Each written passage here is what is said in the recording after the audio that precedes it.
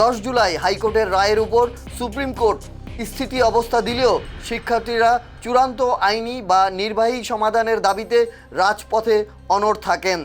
আন্দোলনকারীদের ব্যাপারে আদালত বলেছেন তাদেরকে ঘরে ক্লাসে ফিরে যাওয়ার জন্য শান্তিপূর্ণ ব্যবস্থা বজায় রাখার জন্য।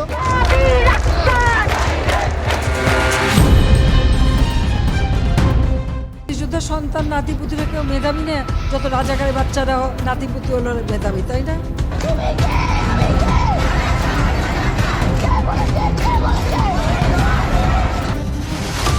আগামীকাল আমাদের কর্মসূচি থাকবে মহামান্য রাষ্ট্রপতি বরাবর স্মারকলিপি প্রদান এবং গণপদযাত্রা।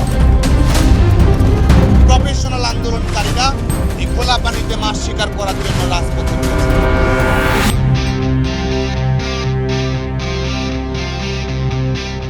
শিক্ষার্থীরা পরের দিন 5 August long march to Dhaka কর্মসূচি ঘোষণা করেন। দেশের মুক্তিকামী জনতাকে ঢাকার উদ্দেশ্যে রওনা হওয়ার জন্য আমরা আহ্বান জানাচ্ছি।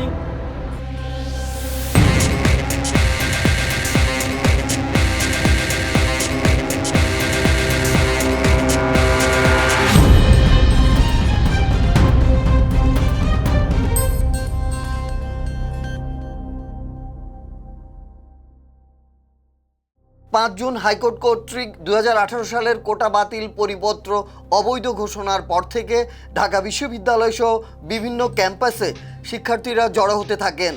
1 জুলাই থেকে বৈষম্য বিরোধী ছাত্র আন্দোলনের ব্যানারে ক্লাস পরীক্ষা বর্জন করে শান্তিপূর্ণ সমাবেশ শুরু হয়।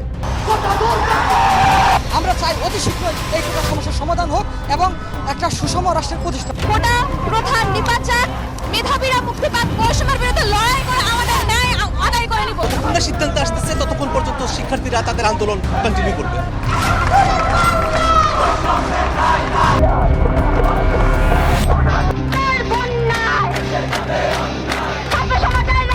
দেশের বিভিন্ন বিশ্ববিদ্যালয় ও কলেজে এই আন্দোলন ছড়িয়ে পড়ে। 7 জুলাই থেকে শিক্ষার্থীরা দেশ জুড়ে বাংলা ব্লকেট কর্মসূচি ঘোষণা করেন। রাজধানী ঢাকার প্রধান সড়ক শাহবাগ, সায়েন্স ল্যাব সহ দেশের বিভিন্ন মহাসড়ক ও রেলপথ অবরোধ করা হয়। 8 জুলাই শিক্ষার্থীরা বৈষম্য বিরোধী ছাত্র আন্দোলনের 65 সদস্যের একটি কমিটি গঠন করেন। 10 জুলাই হাইকোর্টের রায়ের উপর সুপ্রিম কোর্ট স্থিতি অবস্থা দিলেও শিক্ষার্থীরা চূড়ান্ত আইনি বা নির্বাহী সমাধানের দাবিতে রাজপথে অনড় থাকেন। আন্দোলনকারীদের ব্যাপারে আদালত বলেছেন তাদেরকে ঘরে ক্লাসে ফিরে যাওয়ার জন্য শান্তিপূর্ণ ব্যবস্থা বজায় রাখার জন্য।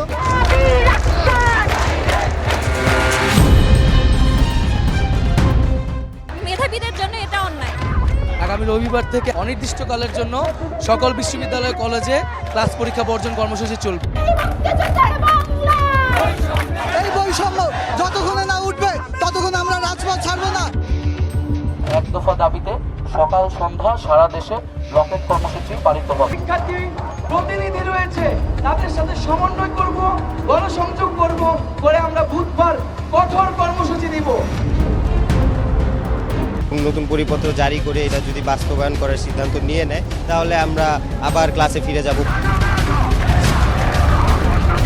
শিক্ষার্থীরা বাংলা ব্লকেট কর্মসূচি অব্যাহত রাখবে। এই যে পরিপত্রের যে বৈধ অবৈধর যে খেলা, এই খেলা কিন্তু শেষ হচ্ছে না। আমরা চাই স্থায়ী সমাধান। 11 জুলাই পর্যন্ত বাংলা ব্লকেট কর্মসূচি চলমান থাকে। এই দিন কুমিল্লা বিশ্ববিদ্যালয়ের শিক্ষার্থীদের উপর পুলিশ হামলা চালায়। পুলিশি নৃশংসতার প্রতিবাদে সারা দেশের ক্যাম্পাসগুলোতে প্রতিবাদ সমাবেশ অনুষ্ঠিত হয়।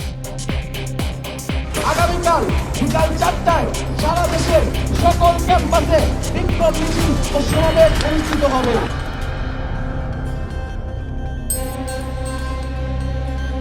দিনটি ছিল আন্দোলনের টার্নিং পয়েন্ট। গণভবনে আয়োজিত এক সংবাদ সম্মেলনে তেলবাজ এক সাংবাদিকের উস্কে দেয়া প্রশ্নের জবাবে প্রধানমন্ত্রী শেখ হাসিনা বলেন, মুক্তিযোদ্ধাদের নাতিপুতিরা পাবে না তো কি রাজাকারের নাতিপুতিরা পাবে? সরকার প্রধানের এই বক্তব্যে শিক্ষার্থীরা তীব্র অপমান বোধ করেন। মধ্যরাতেই ঢাকা বিশ্ববিদ্যালয়ের বিভিন্ন হল থেকে শিক্ষার্থীরা বিক্ষোভে ফেটে পড়েন এবং স্লোগান দেন, তুমি কে, আমি কে, রাজাকার রাজাকার, কে বলেছে স্বৈরাচার স্বৈরাচার। মুক্তিযোদ্ধা সন্তান নাতিপুতিরা কেউ মেধাবী না, যত রাজাকারের বাচ্চারা নাতিপুতি হলো মেধাবী, তাই না?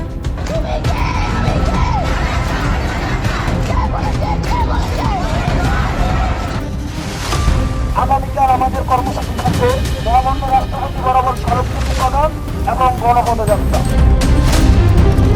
প্রফেশনাল আন্দোলনকারীরা এই খোলা পানিতে মাছ শিকার করার জন্য রাজপথে নেমেছে।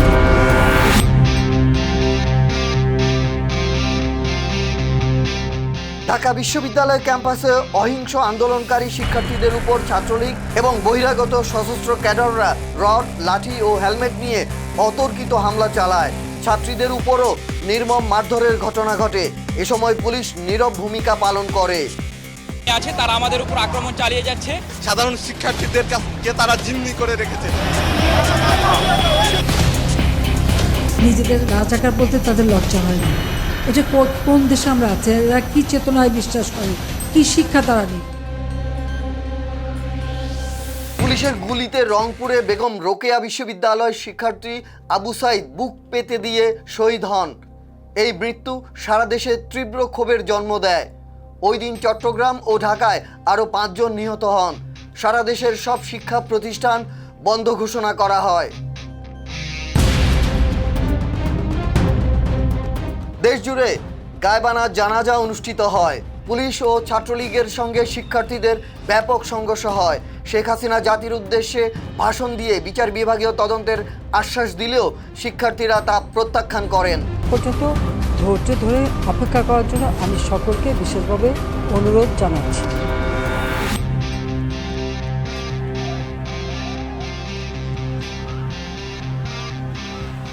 বৈষম্য বিরোধী ছাত্র আন্দোলন কমপ্লিট শাটডাউন বা সর্বাত্মক অবরোধের ডাক দেয়।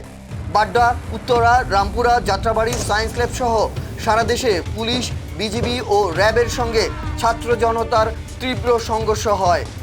মীর মাহবুবুর রহমান মুগ্ধ, ফাইয়াজ সহ প্রায় 40 জন ছাত্র জনতা পুলিশের গুলিতে শহীদ হন। সরকার সারা দেশে ইন্টারনেট সেবা পুরোপুরি বন্ধ করে দেয়। ইন্টারনেট বন্ধ করিনি, ইন্টারনেট বন্ধ হয়ে গেছে।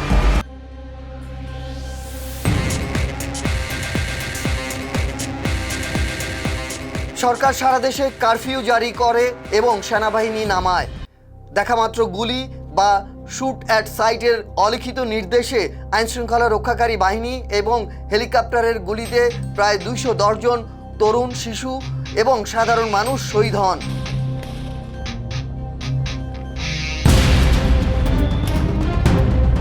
সুপ্রিম কোর্টের আপিল বিভাগ কোটা সংস্কার করে রায় দেন 93% মেধা, 5% মুক্তিযোদ্ধা ও 2% অন্যান্য। কিন্তু শত শত হত্যার বিচার চেয়ে আন্দোলনকারীরা রাজপথ ছাড়তে অস্বীকৃতি জানান। এটি একটি ঐতিহাসিক রায়। এটা যেন অনতিবিলম্বে পরিপত্র অথবা গেজেট নোটিফিকেশন আকারে জারি করা হয়। সারা দেশে রাতের আঁধারে ব্লক রেড শুরু হয়। হাজার হাজার সাধারণ শিক্ষার্থী, কিশোর ও বিরোধী দলের নেতাকর্মীদের গ্রেফতার করা হয়। 23 জুলাই রাতে সীমিত পরিসরে ব্রডব্যান্ড ইন্টারনেট চালু করা হলেও সামাজিক যোগাযোগ মাধ্যম থাকে বন্ধ। আল্লাহ উপরে নিচে মাটি জানেন না আমার ছেলেটাকে কি করে যে নিয়ে এসে আমি আমার ছেলেটাকে আমি পুতুলে রাখছি। আমি রাস্তা নামতে দেই না। এটা তামাবাগে যাইয়া আমার পোলারে ধাক্কাটা জিতকে ভাবে আমার পোলারে চলে একটা তো নিয়েছে। বৈষম্য বিরোধী ছাত্র আন্দোলনের কেন্দ্রীয় সমন্বয়ক নাহিদ ইসলাম, হাসনাত আবদুল্লাহ, সার্জিস আলম, আসিফ মাহমুদ, আবু বক্কর মজুমদার ও নুসরাত তাবাসসুমকে ডিবি কার্যালয়ে তুলে নেওয়া হয়। 28 জুলাই ডিবির জিম্মায় থাকা অবস্থায় তাদের দিয়ে জোরপূর্বক আন্দোলন প্রত্যাহারের একটি ভিডিও বিবৃতি দেয়ানো হয়। কিন্তু মুক্ত থাকা নেতারা তখন এই বক্তব্য প্রত্যাখ্যান করে 9 দফা দাবি পেশ করেন। এই স্বার্থে আমরা এই মুহূর্তে থেকে আমাদের কর্মসূচি প্রত্যাহার করছি। তাদেরকে এখনো অ্যারেস্ট করিনি। নিরাপত্তার স্বার্থেই কিন্তু তাদেরকে আমরা আমাদের ডিবি হেফাজতে নিয়েছি। সাধারণ ছাত্র জনতা ডিবির সেই জোরপূর্বক বিবৃতি প্রত্যাখ্যান করে রাজপথে নেমে আসেন। প্রতিবাদ হিসেবে দেশজুড়ে লাখ লাখ মানুষ ফেসবুক সহ সামাজিক যোগাযোগ মাধ্যমে নিজেদের প্রোফাইল পিকচার পরিবর্তন করে লাল রং ধারণ করেন। 28 জুলাই মোবাইল ইন্টারনেট চালু হয়। 31 জুলাই রিমেম্বারিং আওয়ার হর্সেস নামে কর্মসূচি ঘোষণা করা হয়। তাদেরকে যদি আটক না রাখা হচ্ছে তাহলে কেন কারোর সাথে তাদেরকে কথা বলতে দেওয়া হচ্ছে না, তাদেরকে কারোর সাথে দেখা করতে দেওয়া হচ্ছে না? আস্থার জায়গা, সেখানে কাউকে জোর করে সেখানে রাখা হয় না। প্রবল জনরোষের মুখে 1 আগস্ট ডিবি কার্যালয় থেকে 6 সমন্বয়ককে মুক্তি দেয়া হয়।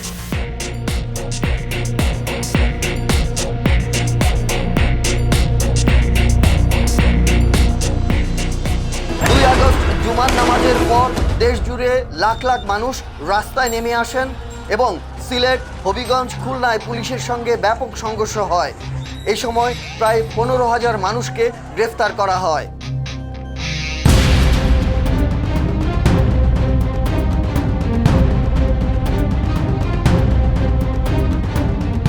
ঢাকার কেন্দ্রীয় শহীদ মিনারের সমাবেশে লাখ লাখ মানুষ সমবেত হয়।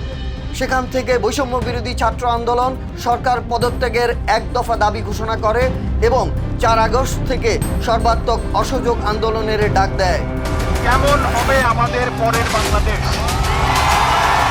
আমাদের এক দফাটি হলো শেখ হাসিনা সহ এই সরকারের পতন এবং চাকরিবাদন ছিল। এক দফার দাবির প্রথম দিনেই সারা দেশ রণক্ষেত্রে পরিণত হয়। আওয়ামী লীগের নেতাকর্মী ও পুলিশের সঙ্গে ছাত্র জনতার সংঘর্ষে এই দিনই সারা দেশে 100-রও বেশি মানুষ নিহত হন। সরকার আবারও সন্ধ্যা থেকে কারফিউ জারি করে এবং ইন্টারনেট সংযোগ পুরোপুরি বিচ্ছিন্ন করে দেয়। শিক্ষার্থীরা পরের দিন 5 August long march to Dhaka কর্মসূচি ঘোষণা করেন। দেশের মুক্তিকামী জনতাকে ঢাকার উদ্দেশ্যে রওনা হওয়ার জন্য আমরা আহ্বান জানাচ্ছি।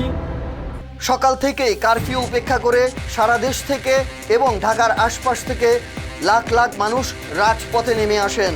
বেলা বাড়ার সঙ্গে সঙ্গে জনসমুদ্র শাহবাগ পার হয়ে গণভবনের দিকে অগ্রসর হতে থাকে। পরিস্থিতি নিয়ন্ত্রণের বাইরে চলে গেলে দুপুর 2:30টার দিকে শেখ হাসিনা প্রধানমন্ত্রীর পদ থেকে পদত্যাগ করে সামরিক হেলিকপ্টারে চড়ে দেশ ছেড়ে ভারতে চলে যান। সেনাপ্রধান জেনারেল ওয়াকারুজ্জামান জাতির উদ্দেশ্যে ভাষণ দিয়ে শেখ হাসিনার পদত্যাগের বিষয়টি নিশ্চিত করেন এবং অন্তর্বর্তীকালীন সরকার গঠনের কথা জানান। লাখো জনতা গণভবন ও জাতীয় সংসদ ভবনে প্রবেশ করে বিজয় উল্লাস করেন। এখন একটা ইন্টারিম গভর্নমেন্ট ফর্ম করে কার্যক্রম পরিচালনা করে।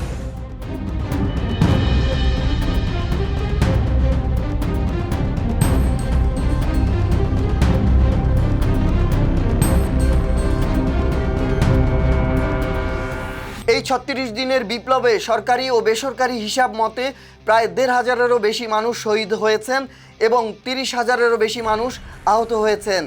এটি বাংলাদেশের ইতিহাসে এক অভূতপূর্ব অধ্যায় হিসেবে চিরস্মরণীয় হয়ে থাকবে।